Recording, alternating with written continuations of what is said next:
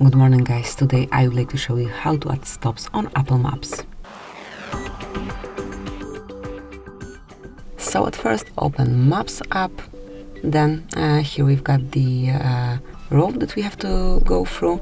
So let's open it here, and once you want to add some stop, do it here by tapping on Add Stop.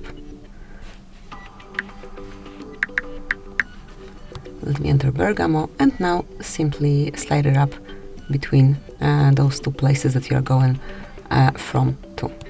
And once you will tap on Drive, just wait a couple of seconds. Here it is. As you can see, the stop has been added over here. Obviously you can add as many stops as you wish. Just tap on Add Stop. Let me enter, for example, Verona. And also you can place it whenever you want, in which order you want to get there. But let me do it this way. Just wait a couple of seconds.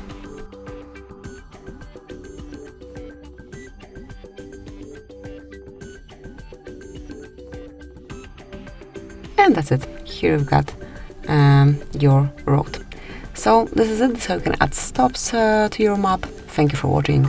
Please subscribe our channel and leave the thumbs up.